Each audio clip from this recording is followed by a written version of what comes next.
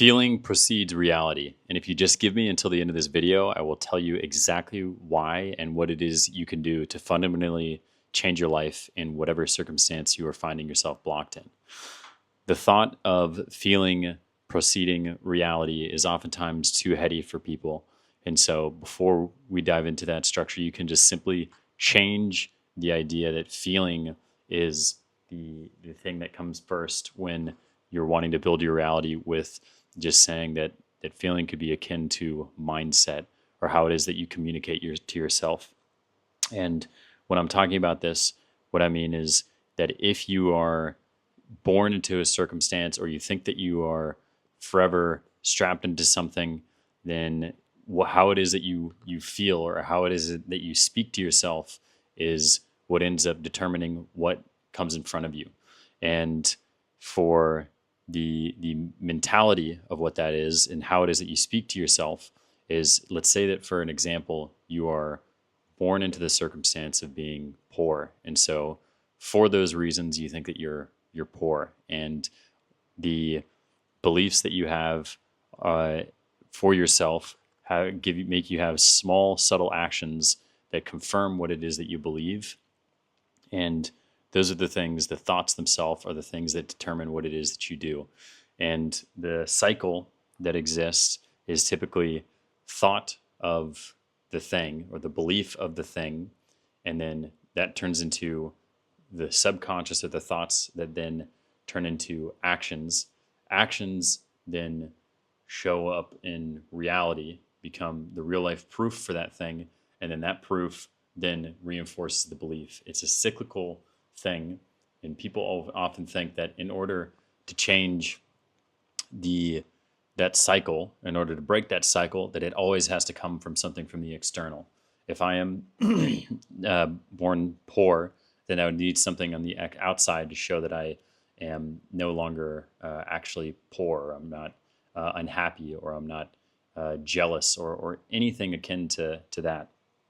And this is inherently flawed, because you see this all the time when you give money to someone who it has the mentality, the mindset of being poor. And what they end up doing is, you give someone $1,000, then typically what they'll do is they'll spend it all in one go, because they don't understand what it means to hold on to money, or they don't know what it means to not live in this scarce mindset based off of fear of giving away all of their resources, or giving away all of their money in order to get things in the immediate. And so it's not until you change that feeling, or change that mindset, that the actions will follow, and then your reality changes as well.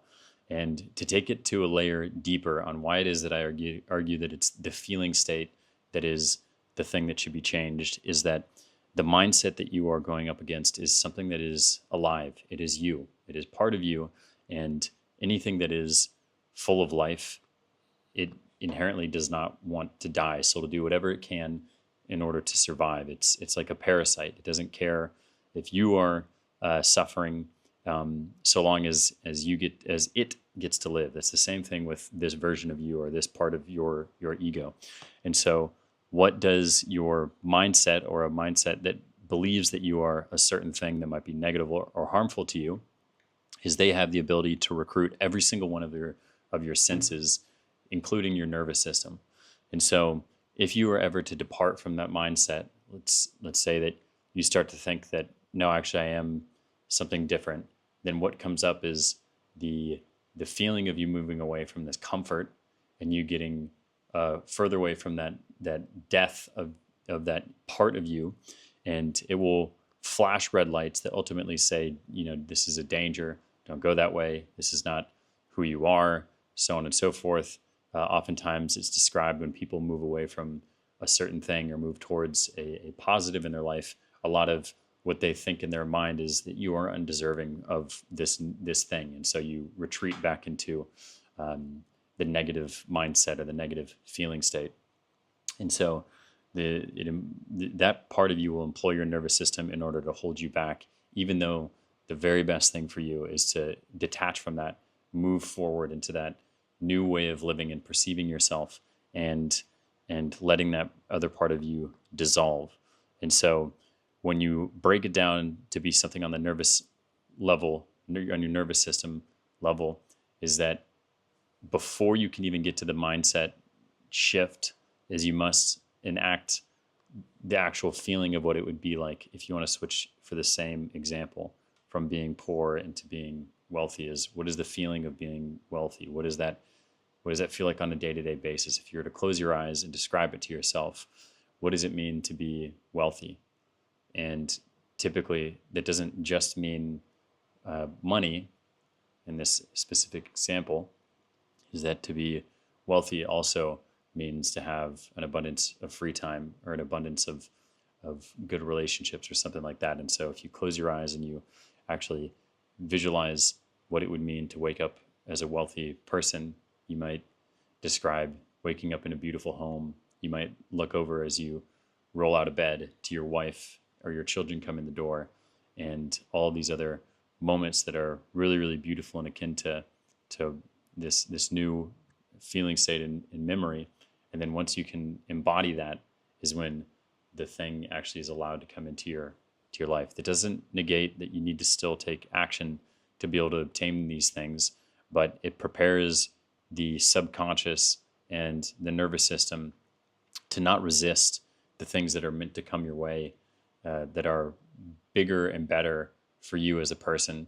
And it does not cause you to reject them as a protective mechanism, as a stray from the comfort, which is ultimately what ends up being the result of our ego self trying to defend from the death of its worldview and its control over yourself. And so the feeling precedes reality is that everything is 100% doable, and that it starts from you as the person who has the ability to step into this new reality, so long as you can visualize it and feel it perfectly. This isn't something that is so radical when you relate it to probably the most common thing that we all hear about when we think of these examples. Is you hear of Kobe Bryant or Michael Jordan visualizing making three-pointers in basketball all the time. And they speak about how without that visualization, their winning and their championships, their names that I just spoke right now, would not be etched in history. And so the same principle applies to other areas of your life. And if you don't believe me, we'll give it a try. But the the the the power of it is that you can believe in this, adjust your nervous system, change the thought process in your mind, and then reality will fit the way that you are perceiving yourself and then your interaction with it. And so, very easy, very quick one to remember, but your feeling precedes reality. Take care, y'all.